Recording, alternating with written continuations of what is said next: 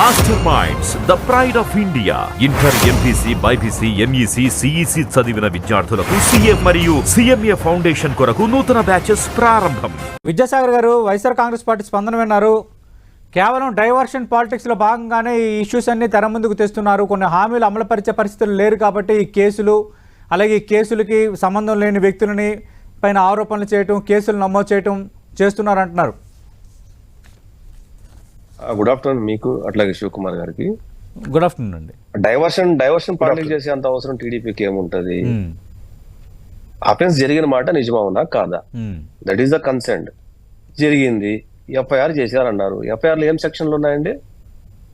Extortion చేసి 307 illegal trust pass పెట్టాల్సినటువంటి సెక్షన్లు, severe sections పెట్టాల్సింది, 120B క్రిమినల్ కాన్స్పిరసీ పెట్టాల్సిన కేసుల్ని బెయిల్బుల్ అఫెన్స్ చేసేసి స్టేషన్ బెయిల్ ఇచ్చి పంపించారు.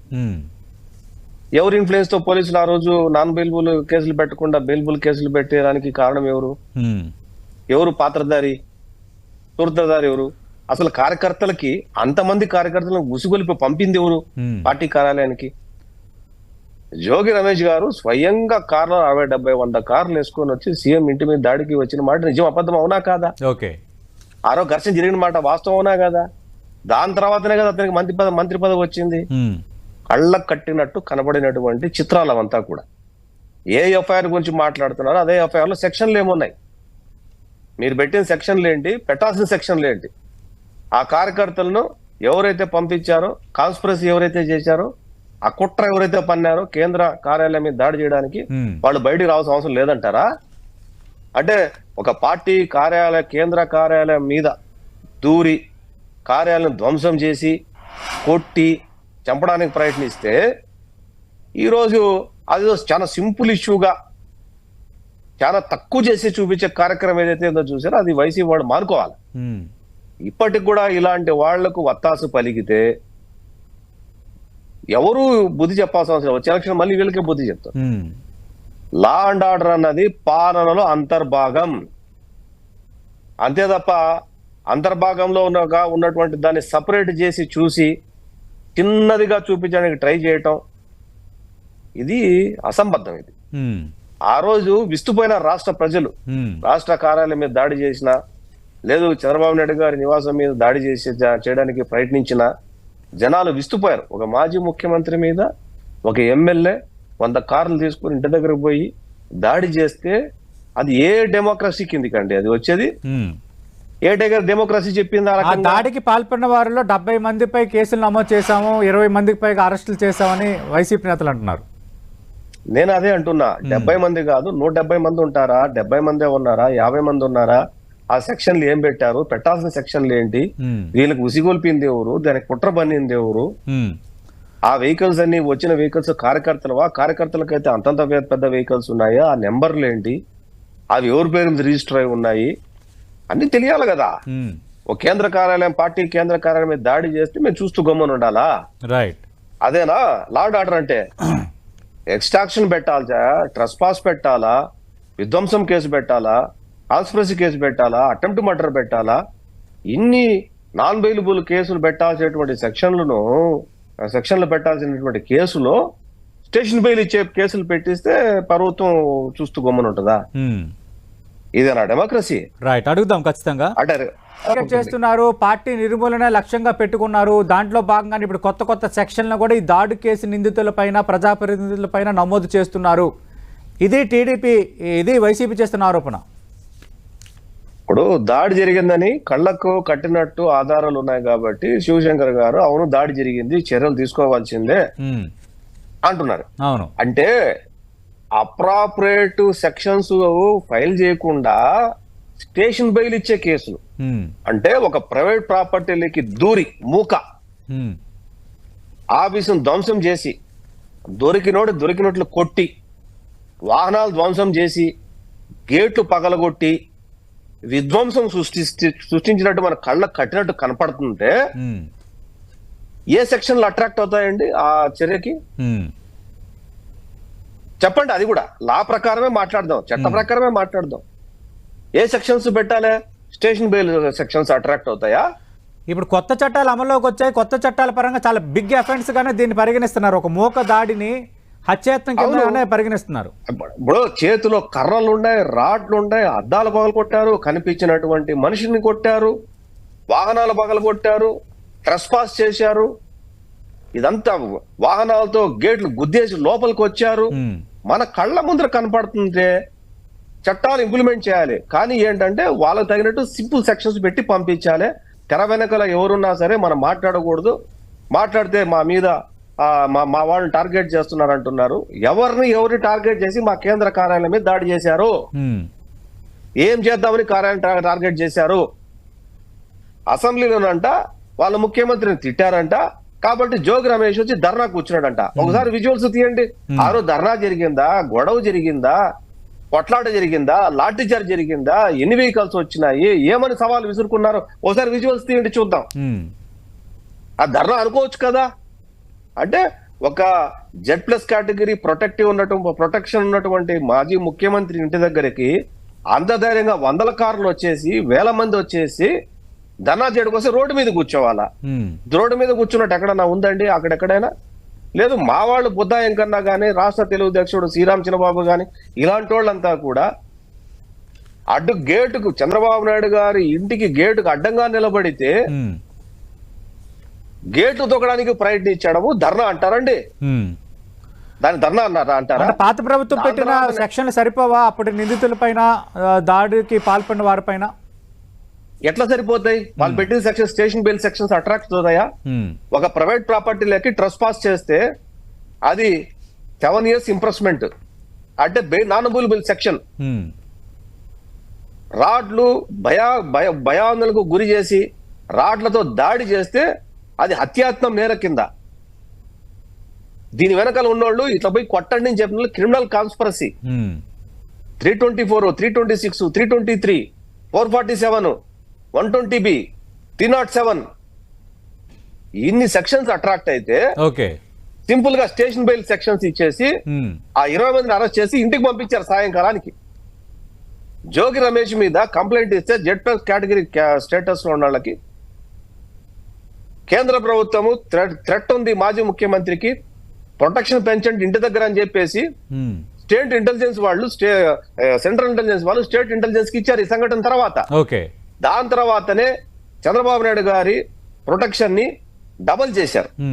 ఈ కేంద్ర కార్యాలయం మీద దాడి తర్వాత, చంద్రబాబు నాయుడు గారి ఇంటి దగ్గర జరిగినటువంటి దాడి తర్వాత స్టేట్ పోలీసు సరైన సెక్యూరిటీ ఇవ్వటం లేదనే ఉద్దేశంతో వాళ్ళు వచ్చి, వాళ్ళ అడిషనల్ డీజీ వచ్చి ఆఫీస్ మొత్తం చెక్ చేసి 8+8 చేశారు. ఎందుకు? మీరు ఇవ్వలేదు కాబట్టి కేంద్ర ప్రభుత్వం ఇచ్చింది.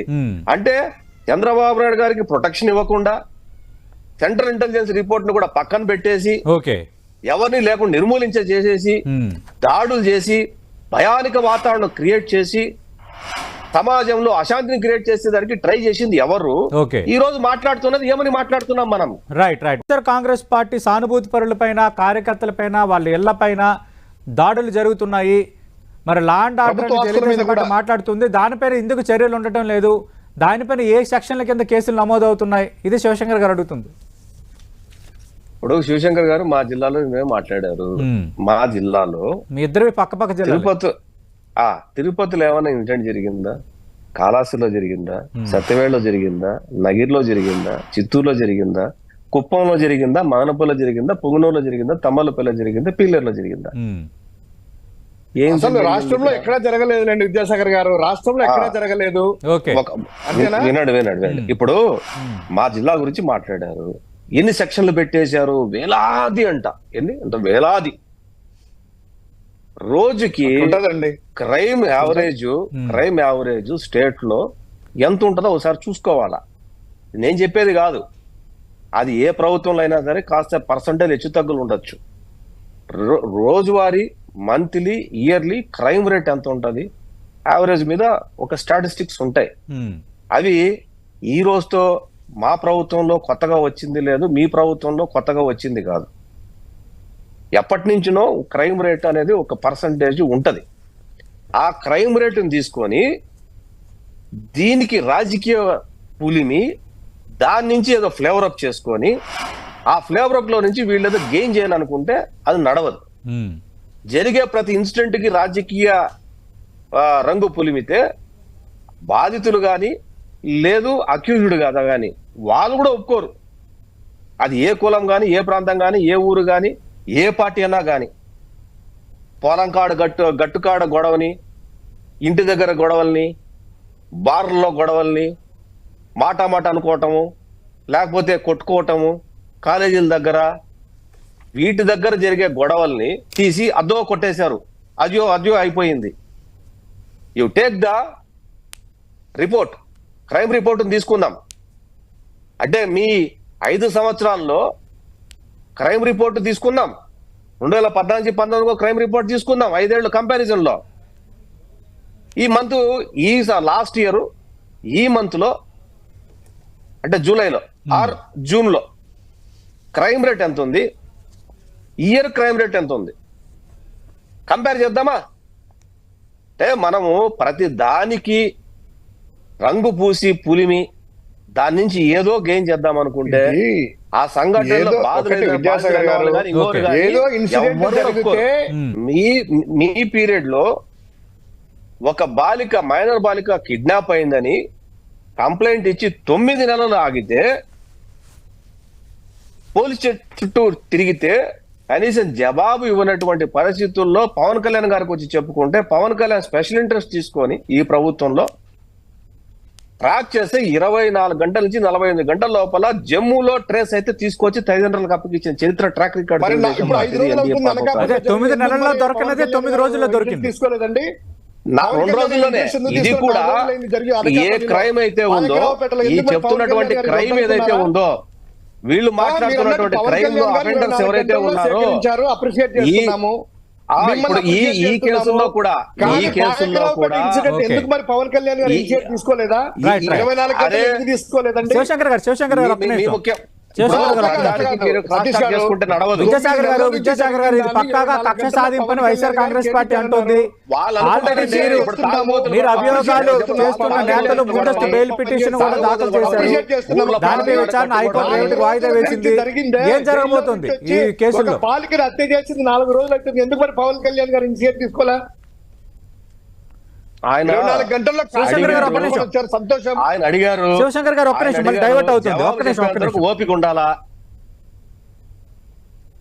ఒక కేసులో 4 రోజులు అవుతుంది, ఒక కేసులో 1 రోజు అవుతుంది. మొన్న జరిగినటువంటి గుంటూరు జిల్లాలో ఉదయం చేసి రాత్రికి అఫెండర్ పట్టుకున్నారు. ఒక బాలిక రేప్ కేసులో, బాలిక హత్య కేసులో. ఒక కేసులో వారం అవ్వచ్చు, ఒక కేసులో 2 రోజులు అవ్వచ్చు, ఒక కేసులో 3 రోజులు అవ్వచ్చు. పట్టుకోలేకపోవడం అన్నది పోలీసుల వైఫల్యం అవుతుంది తప్ప ఓకే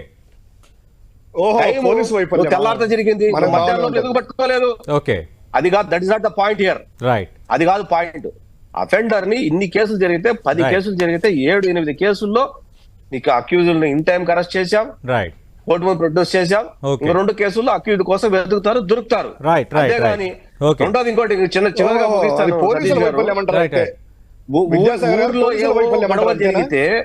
ఊర్లో ఏవో గొడవలు జరిగితే ఎక్కడో ఏదో గొడవలు జరిగితే ఆ గొడవలన్నింటినీ కూడా వైసీపీ వాళ్ళ మీద జరుగుతున్న గొడవలుగా వీళ్ళ సోషల్ మీడియాలో చిత్రీకరణకు ఎవడో నమ్మడు.